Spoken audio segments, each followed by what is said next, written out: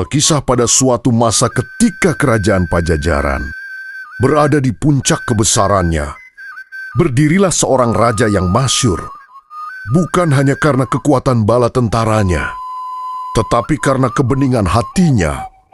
Dialah Prabu Siliwangi, raja yang memahami bahwa singgasana bukanlah tempat berjarak dari rakyat, melainkan amanah untuk menjaga kehidupan mereka. Namun kemakmuran yang tampak dari istana tidak selalu sama dengan yang dirasakan di kampung-kampung kecil. Laporan para patih sering terdengar rapi dan indah, seolah negeri ini tanpa celah. Akan tetapi hati Prabu Siliwangi gelisah. Ia percaya kebenaran tak selalu tinggal di ruang sidang, melainkan di gubuk bambu dan di ladang yang sunyi. Pada suatu malam, ketika langit Pajajaran diselimuti awan tipis dan bulan bersinar, Prabu Siliwangi mengambil keputusan besar. Ia memerintahkan agar tak seorang pun mengikutinya. Mahkota emas ditanggalkan, pakaian kebesaran dilepas. Ia mengenakan baju rakyat biasa. Di tangannya hanya ada tongkat kayu layaknya seorang pengelana tua. Malam itu Prabu Siliwangi keluar dari keraton melalui pintu kecil yang jarang digunakan. Tak ada sorak prajurit, tak ada cahaya obor istana. Hanya suara langkah kakinya sendiri yang menyatu dengan desir angin malam. Sejak saat itu ia bukan raja melainkan rakyat. Ia melangkah menyusuri pematang sawah. Terdengar suara anjing kampung menggonggong. Disusul tangis anak kecil dari sebuah gubuk bambu. Prabu Siliwangi berhenti. Dari balik dinding bilik dia melihat seorang ibu mengaduk periuk kosong, mencoba menenangkan anaknya yang lapar dengan harapan palsu. Hati sang raja teriris melihat kejadian itu. Meski air mata tak jatuh, namun dadanya terasa sesak.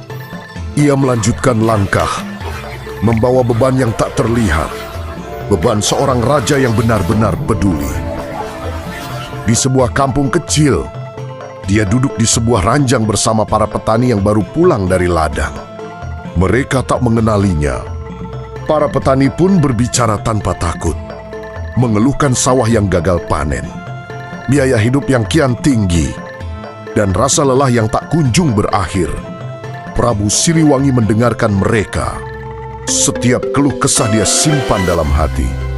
Dia sadar suara jujur hanya keluar ketika rakyat tak tahu mereka sedang berbicara pada rajanya. Di kampung lain dia melihat seorang kakek terjatuh. Tanpa ragu Prabu Siliwangi menolongnya. Lalu dia meninggalkan sedikit bekal yang dibawanya.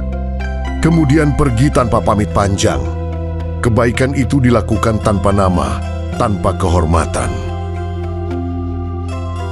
Semakin jauh ia berjalan, semakin jelas kenyataan yang ia lihat. Ada rakyatnya kelaparan, ada petani yang terlilit utang, ada janda dan anak yatim yang luput dari perhatian pejabat. Semua itu membentuk luka-luka kecil di hati sang raja. Luka yang tak bisa disembuhkan dengan kata-kata. Menjelang fajar, ketika kabut turun menyelimuti lembah, dan ayam jantan mulai berkokok, Prabu Siliwangi kembali ke keraton. Ia mengenakan kembali busana kebesaran. Namun jiwanya telah berubah. Ia tak lagi melihat singgasana sebagai kemuliaan, melainkan sebagai beban tanggung jawab yang lebih besar.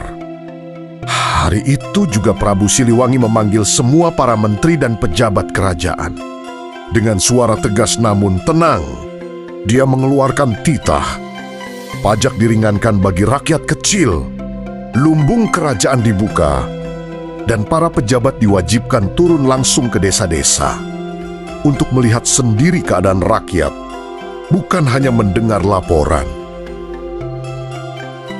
Tak seorang pun tahu bahwa semua kebijakan itu lahir dari langkah kaki seorang raja yang rela berjalan sendirian di malam gelap, menyamar demi memahami penderitaan rakyatnya. Sejak saat itu, kesejahteraan perlahan kembali tumbuh di tanah Pajajaran. Rakyat merasakan kehadiran rajanya, meski tak pernah melihatnya datang. Dan Prabu Siliwangi pun dikenang bukan hanya sebagai raja besar, tetapi sebagai pelindung, pengayom, dan bapa bagi seluruh rakyatnya.